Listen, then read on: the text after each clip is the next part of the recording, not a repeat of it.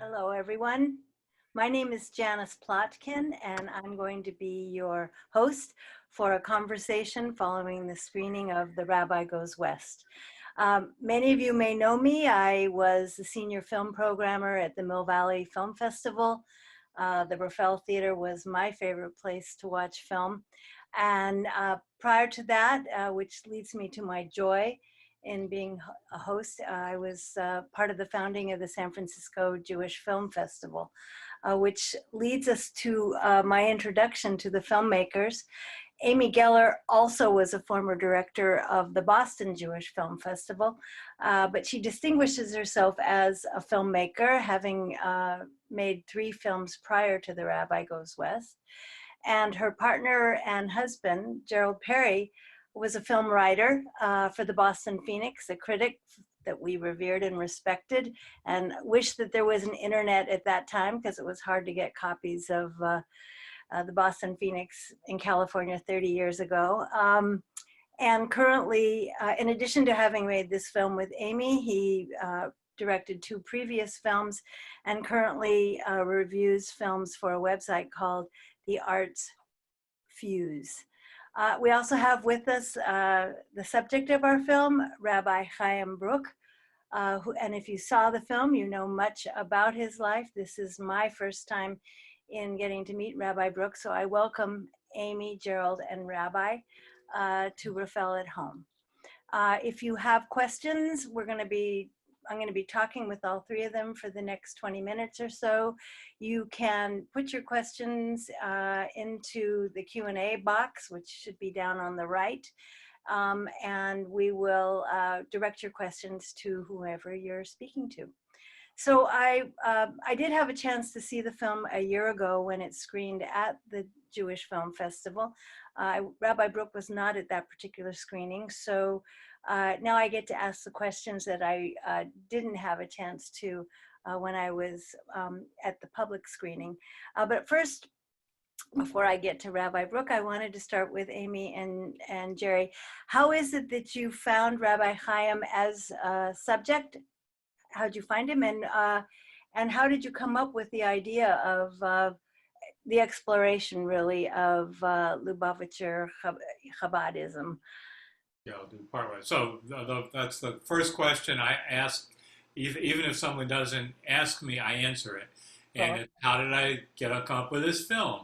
And as I always say, I am a secular Jew. I'm not an attendant, particularly of synagogues, but I feel very Jewish. And I felt with this documentary, I wanted to make something that put me in touch with my own Judaism, some sort of question about, how I am Jewish in the world.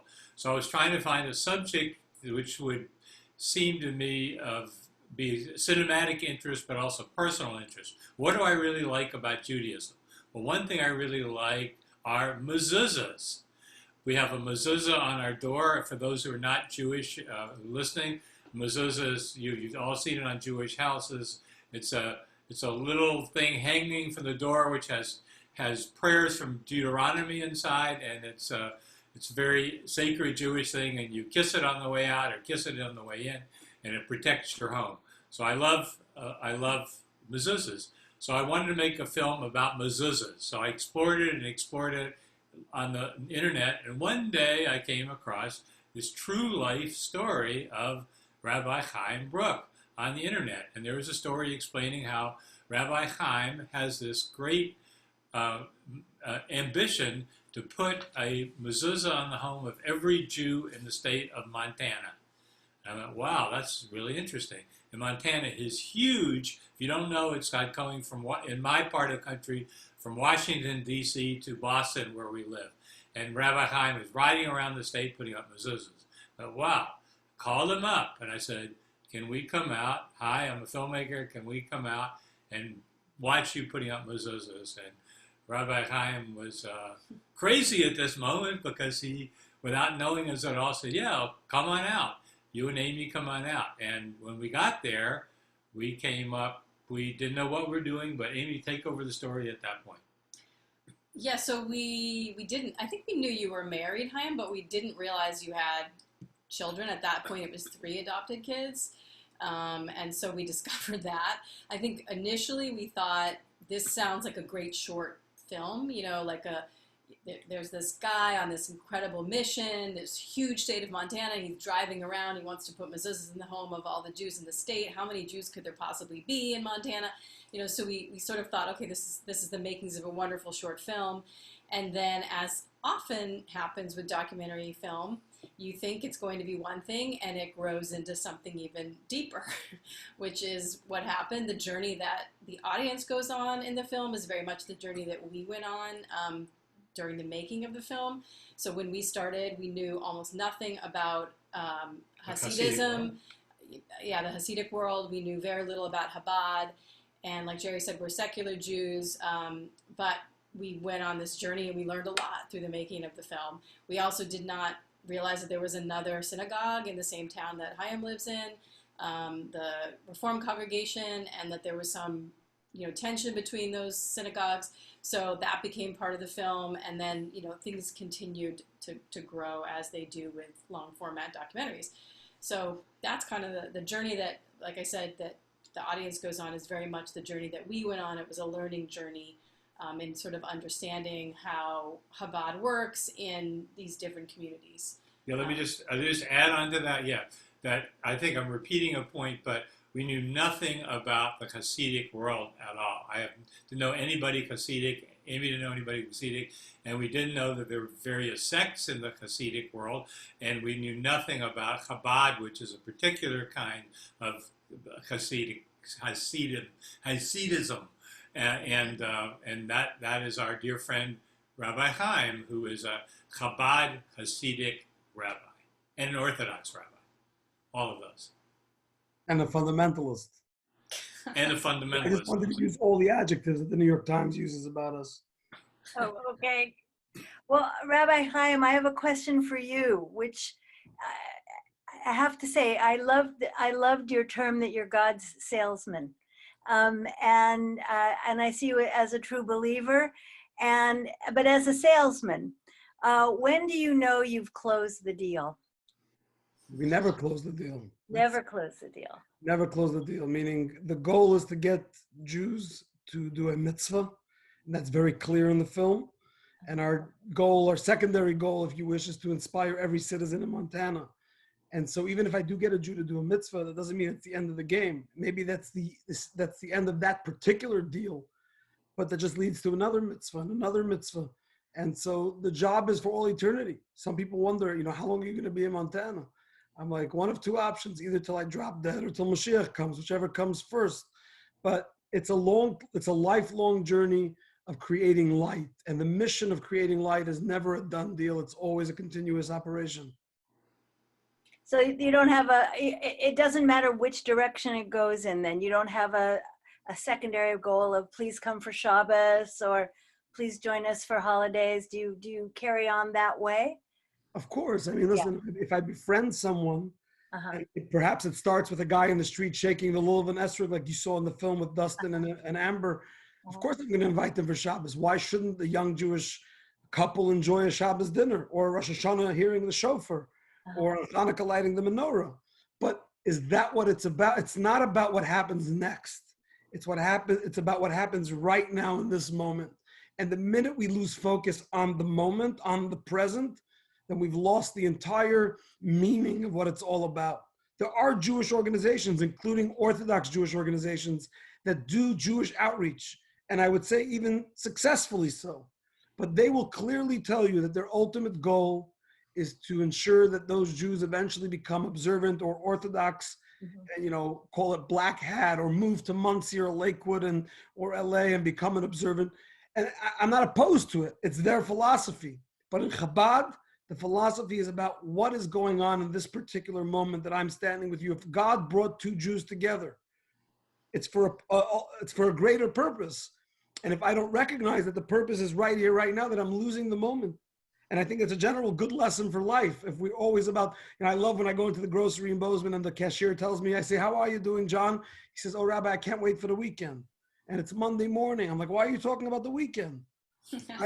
I think we live in a mentality where after COVID, I'll be normal again, or after the weekend's going to be great. This summer, I have big plans.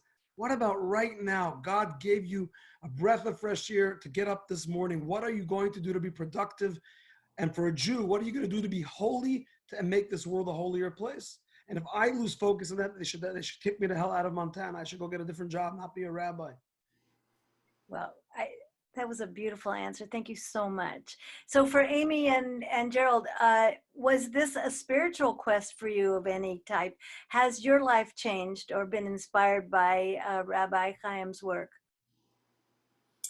Go. Jerry, go. Yeah, I mean, I would say we're not, as Chaim said, the goal for us was not necessarily to become more religious. It was more to understand aspects of Judaism that we didn't know much about. And I think actually, if the true kind of, at least in my mind, the true kind of impetus for this was to try to connect with somebody in a place we had never been, in a place we had a lot of misconceptions about, which was Montana, and to connect with somebody who was very different from us religiously and in some cases politically. We agree on some things and we disagree on others. But to see about that connection, because I think we all tend to live, or at least we do, in these very isolated bubbles where people think like we do, and people, the ideologies are very similar. And so that was really it was less a spiritual kind of mission for me. It was a much more, I mean, I guess that's spiritual in its own way, but not religiously spiritual. So that was more my idea, like, will this work? Can we make this connection?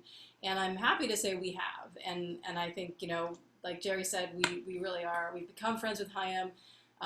We've also become friends with Javi, his wife, who is also in the film. And it's great in the film. And is wonderful in the film. Yeah. And so that was my mission, and I'm really pleased to see that that's possible. And I think that's what I hope people will also take away from this film, is that, in this time where we are so polemical, it's really important to connect and listen to people who have different views than you do. And it's easy. What? And it's easy. And it's easy, right? Is it really that challenging for us to be friends just because we see the world totally different? I think that's part of it. We psychologically have convinced ourselves that if we have religious differences or ideological differences or political differences, we can't grab a beer, we can't hang out together. Everything has to be so fragmented. And the beauty of, I think one of the most beautiful things in the film is that, look at the people hanging out at the Chabad house. Do they look very religious to you? Do they look Orthodox to you? They're not. They're just, in our case, Jews and Gentiles that want to hang out with an Orthodox rabbi who likes having fun.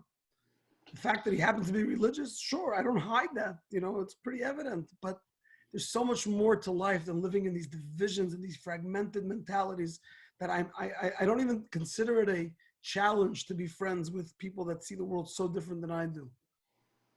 I just want to make a point to our audience that if you have any questions, please put them in the Q&A box. And Rabbi, I have actually a curiosity, and excuse me if I'm going there by asking you this in public, but I was very moved by your adopting children and making that decision to build a family. And you mentioned that it was a taboo in your community. Could you speak more about that?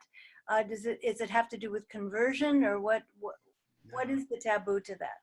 I don't think anyone knows exactly what the taboo is about. I think when you live in a community, or you come from a community where the average family is pretty large, and so naturally, based on the vast majority, 9 to 11 months after the wedding, most couples are having their first baby. Infertility was always a private bitterness that couples struggled with. And even those that were adopted, for some reason, it was never like public knowledge. It was like a hush-hush situation. And it wasn't, I can't speak to why in the 50s and 60s. I think in general, earlier in America, even in the secular world, adoptions were kept secret from the adoptive children. That's, of course, psychologically, that's been proven to be very wrong. And we never hid it from our children, the 5 children that we adopted. Why it was taboo, I can't say for sure, but that we came out swinging and announced to the entire world that we adopted our first baby. And Sure. I think we're okay. I'm good. I got it. Yeah, you're good. Yeah, Okay. all is good. So when we came out and announced to the whole community, and clearly Chavi spoke 4 months after we adopted our first baby. She spoke at a conference of 2,000 Chabad women about about adopting our first child. It really changed the perspective. And today we ourselves have helped 5 or 6 couples in the Chabad community adopt children, and I guide many hundreds of others on the phone weekly into this world of adoption. So we are honored and blessed to be able to break that taboo and to make adoption a more common thing in the Orthodox world.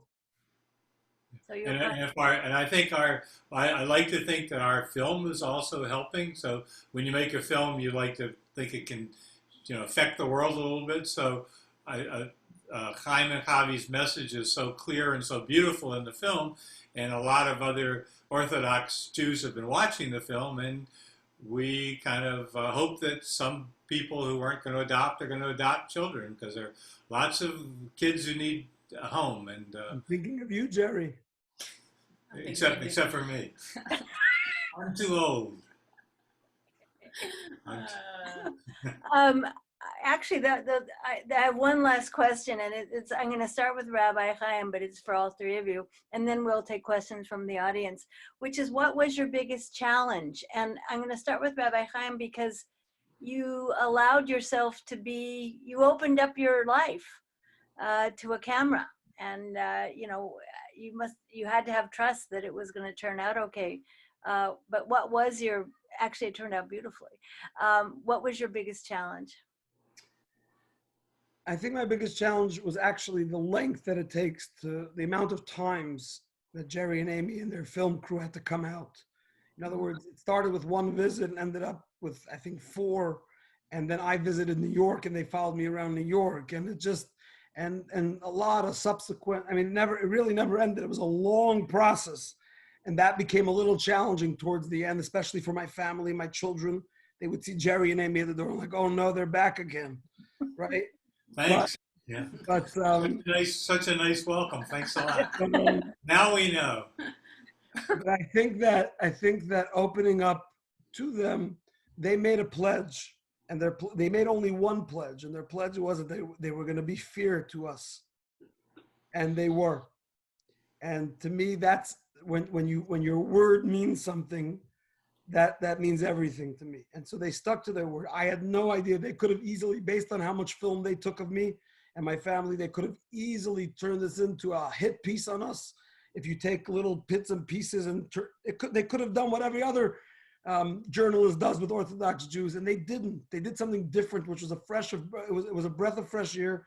And I think the reason the film has succeeded in the way it has in all communities, including the Orthodox community, is because they stuck to their word of being true journalists. They think that is almost something of the past, but perhaps there's a few of them left, and I think they might be in Cambridge, Massachusetts. And that means a lot to us that Chaim says that. Yes. Thank you, Chaim. Yeah. But I think, Amy, I don't know if but everybody in this film, including the other rabbis, everybody was taking a chance because nobody knew what we were going to do with the footage.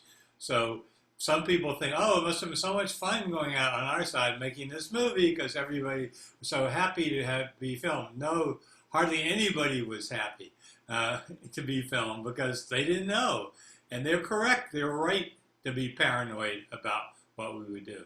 But we did have this pledge, and we stuck to it to be fair, and to let everybody get their best argument. That's an old rule I really believe in from journalism, is that you don't screw people, you let everybody, even the people you don't like, we love Chaim, but even people, they've got to be able to say the very best thing that they believe on for camera. Yeah, I would agree that trust was a big challenge. I think the other thing was that during the making of the film, there were a lot of misconceptions about Chabad. Some of it were our own misconceptions, but a lot of misconceptions were from people that we were sort of showing the film to a very select group of filmmaker, editor friends, and kind of getting feedback. And some of them were Jewish, and they were Jewish, they tended to have a lot of misconceptions, interestingly enough, secular Jews, about Chabad. And so that was a challenge, but that also drove us to, sorry, Chaim, to return again and ask more questions and really try to, understand the truth, kind of uncover what the authentic story, because, they're definitely, that was an interesting process and very different from how I generally work as a filmmaker. I don't tend to show the film in a rough form to anybody along the way. It's usually at a later stage when it's very refined and the story's very clear and everything's worked out. And so this was a very different process, and we did that like 3 or 4 times along the way before we would return to film, so that we would make sure that we were asking the questions, sometimes really hard questions. Jerry asked tough questions about women's rights, or rights, or what was the other? What's the big drama? I don't know. What is the big drama? Word? I'm not sure. The cult question, yeah, the cult right? question. So we asked members of Chaim's community about that, and they did not like that question. They felt that it was an unfair question, but that was an issue that kept coming up for people that we were showing the film to. So we really wanted to make sure that we addressed it in a way so that we could show, some of the people in the core audience that the people that are in that community do not feel like they are part of a cult. Yeah. And they felt, at least that's how we took it. Maybe other audience members might agree or disagree with us, but our experience from talking to those members was that they felt like, totally comfortable there, fine to have different ideas, fine to come and go as you please, and very, very, embraced for who they were. Thank you. I thank you all. I'm taking questions now from the audience, from Cindy, and I'm not going to paraphrase it. I'm just going to read it. It felt like there was an anti-Chabad stance in the film. Do you really believe Rabbi Bruk is proselytizing? That for me or for them? Whoever wants to answer this. Well, everybody sees their own movie, and this person, I think this person should say, I believed that it had an anti-Chabad stance. As far as Amy and I are concerned, it does not have an anti-Chabad stance. It is trying to show Chabad in a good light and in a perhaps sometimes questionable light. But we're sitting here with Chaim. We went out and we saw his congregation at work, and clearly it really works. It's a happy place to go to his synagogue. So I'm sorry if this lady sees it this way. Sorry, Chaim. Jerry, you're sitting with Chaim because I'm using the opportunity to get you back into my cult. Right. Yeah. So anyway, I'm sorry the lady saw it that way, but I will just add that we were very clear with everybody, including Chaim, from the get-go, that we were not making a promotional piece about Chabad. It was not, we were not commissioned by Chabad to make a branded video about the organization. Those exist, and they are what they are, and you can watch those if you're so inclined. But this was very much, a secular Jewish outsider's perspective in trying to navigate the intricacies of Chabad in this community. And as we've discovered, not every Chabad in every community is the same. Chaim and Javi are pretty unique and pioneering in their own way. I'm sure other Chabad rabbis may have their own opinions about them, but our experience, having met other Chabad rabbis who've been very welcoming, but don't necessarily have the pioneering spirit that I think Javi and Chaim in particular have. But I will say, Amy, that you said that you didn't set out, you made it very clear that it wouldn't be a promotional film about Chabad. But in all reality, I believe that every single one of the people interviewed, including those that had very negative things to say about Chabad, did a wonderful job in promoting Chabad. Meaning, I think everyone in the film made Chabad look fantastic from different angles. But I do think it ended up being, even though there are voices that are anti-Chabad, that doesn't mean that it makes Chabad look bad in my perspective. It gives you an idea of what's going on the ground, and then people can decide. And I think to Cindy's point, we do proselytize, except we only proselytize to Jews. And I know there are Jews that have trouble with that. They don't want someone showing up at their door and knocking on them and telling them they should get a mezuzah. And that's okay. It's America. It's 2020. And just like the Mormons knock on the doors, a Chabad rabbi could knock on your door. The only difference is the Mormons are trying to convert you away from your Jewish religion. And I knock at your door just to remind you that you're part of an incredible Jewish religion. And I want to give you an opportunity to do another mitzvah. So if that's so outrageous, right? People knock on our doors all the time to sell us vacuum cleaners, to sell us math books. I can tell you what they knock on my doors for. And when the lady comes to try to sell me a vacuum cleaner, I tell her, ma'am, I'm sorry, I have a fantastic vacuum cleaner I got in Costco, but thanks for stopping by. I don't get bent out of shape. I don't lose sleep over it. So if a Chabad rabbi shows up at your door, say no thank you, and I guarantee you, he'll turn around, give him 30 seconds, he'll turn around. He may come back in 6 months to try again. Is that against the law? Actually, it's a comment and an observation from Sandra. I thought the film did a brilliant job of not taking sides in the controversies regarding the rabbi's presence and work. I learned a lot. So there's another position. Let's see, we have, if there's any more questions from people, I guess I wanted to ask the question of how things are in Montana given the rise of white supremacy and what was touched upon in the film of people in Whitefish, the rabbis in Whitefish being targeted with racist and anti-Semitic behavior. Could we get a follow-up on what's happened since then in your community and in other parts of Montana vis-a-vis neo-Nazi? Well, my community, first of all, is statewide, meaning I deal with Jews from all over the state every day. I think in America, we made a quick shift from going from a epidemic of white supremacy to an epidemic of black supremacy. We're dealing now with supremacy on both sides of the aisle, and I don't mean the political aisle, I mean the race aisle. And both of these situations are not good for the Jews. White supremacists are not, the Louis Farrakhan, when Louis Farrakhan, Ilhan Omar, and David Duke are getting along, it's not a good sign for the Jews of America. And they are getting along. And so how we're dealing with it on the ground, we have not seen any major white supremacist noise since the 2016 event up in Whitefish. Tanya Gersh, who's one of the people that was attacked in the Whitefish, one of the victims of the Whitefish attack, has been a very vocal voice against the white supremacists. But here in Montana, we have not seen much since. And time will tell if it continues, if it shows up again. But overall, you have to remember, Montanans are libertarians. Montanans overall, and I mean overall, 99% of Montanans, they are very much of the live and let live philosophy. They could care less if you're white or you're black or you're Muslim or you're Jewish. They love you all, they respect you all, as long as you don't step onto their property without permission. And if you step onto their property without permission, it doesn't matter what color or religion you are, you're going to get shot. So there's a very, very libertarian mindset, which is good for the Jews.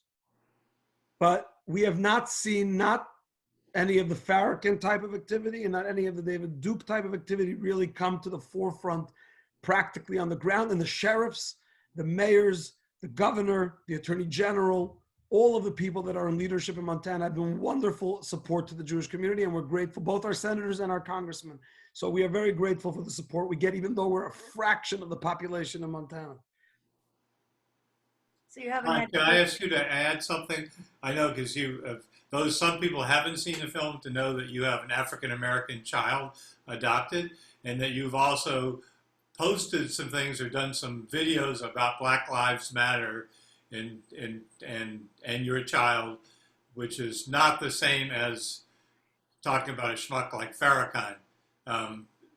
You have a different position on Black Lives Matter than on black supremacy. I think that if we put our face in the sand and we don't recognize that, just like there's the David Dukes and they represent, let's say it's 1 million of these white supremacists out of 350 million Americans, there are way, way too many millions of black Americans that follow Louis Farrakhan and DeJohn Jackson and Nick Cannon. And the language that's being spoken by these people about Jews is horrific. And if we decide, because we are part of a certain movement, that we can't be open about that, then we are going to end up in the same trouble that we had when Conservative Jews were hiding because they couldn't face the fact that there was some white supremacy on their side. And that's the fact. We have to just deal with it as Jews. We're used to it. It's not like we're foreign to it. I have a son that's black, and people ask me all the time, what do I feel like the future is like for him? And I think the future is bright. And I do think Black Lives Matter, of course. But do I think the Black Lives Matter movement is good for the Jews? Absolutely not. Look at their platform. Look what their platform says about Israel. Look what their platform says about Palestine. Look what their platform says about other isms. Look how the leadership of the Black Lives Movement has treated the Jews the last few months in America. We have to be able to have frank conversations, even though the modern thing to do right now is just join the movement and say, we're all in. I am for Black Lives Matter. I'm just not part of that movement called Black Lives Matter because of what it represents. Thank you. I just wanted to let that this is really enlightening and a difficult thing to talk about, I think, because I'm in Oakland, which is considered one of the most progressive congressional districts and in the country, and also with a large activist Black community. So these kind of conversations need to happen. And I do know when the shootings happened in Pittsburgh a year ago at the Tree of Life Synagogue, there was a whole coalescing of religious leaders, including Black leaders, coming to memorial services that we had here in the Bay Area. If there are any other questions, please go ahead and put them in the box. And I want to let people know, if you've not seen the film yet, and I hope this conversation triggers your interest, you can go to rafelfilm.org and click on the box, and the film will still be available to be seen beyond this weekend. So any other questions? Okay, I have a question for you, Rabbi. Is Red Bull kosher? I believe it is, but you're asking the wrong guy. I looked it up because someone said there was some comment about your good energy, and the energy was, you made a comment about Red Bull. Then I went on Red Bull, the website, to see if it was kosher, and there was no answer. So yeah, I believe it is in the United States, but I don't drink that poison. I don't need that poison to be energized. If I wake up in the morning and God gives me another day on earth, that's enough to energize me to have a rocking day. Okay. And for Amy and Gerald, do you want to tell us what's next, or what's been happening to the film? You said it's been well received and very successful. What are your aspirations from here on in? It's been about a year, right, since it's been out? Yeah, it's been almost a year since we actually premiered at the San Francisco Jewish Film Festival last July. And it was going great, you know, at film festivals, both Jewish film festivals and also some documentary and secular festivals, as we call them, and or non-Jewish film festivals. And then obviously with COVID, everything sort of halted for a number of months, and we're now happy to report that the film festivals have figured out what they're doing moving forward, and a lot of them are booking the film to show in these virtual cinemas, similar to what we have here today. So yeah, we're playing all over the place. I mean, and the great thing is that people, you know, in California can see this film, but also people anywhere across the country can see this film. So it's not just limited to the community that you live in. So word of mouth is huge for small independent films like ours. So if you saw the film and you liked it, or you found it provocative, or you know, have questions about it, share it with your friends, or share it with, you know, people that you know, because that helps us get the film out there. You can go to our website to find out the upcoming screenings, and our website is therabbigoeswest.com, and there's a screenings page that lists all the festivals and all the events that we have of where the film is showing. And then, you know, we're working on a television broadcast. That sometimes, you know, with indie films, it often takes a long time to make those things happen. So we'll see. Netflix passed, but we hope to. We're talking to PBS, and we hope that the film will have a public television broadcast at some point. And for you, I know you're working on this, but is there another film idea percolating? Well, it's not. I don't think it's a film necessarily, but you know, who knows? Because we went to Chaim with a little idea. But one of the people in our film, Alan Setcher, who is a the older rabbi in our movie, who is Chaim's good friend, called me one day and had this story. He said, "Jerry, before I leave this earth," he's in his 80s, "could you do me this favor?" This is what we call a mitzvah again, but a good deed that Chaim was talking about. And his good deed was to let, before he leaves this earth, let him tell the story of what happened in 1964 when he was one of 17 rabbis who was called by Martin Luther King to St. Augustine, Florida, to help to integrate the city of St. Augustine.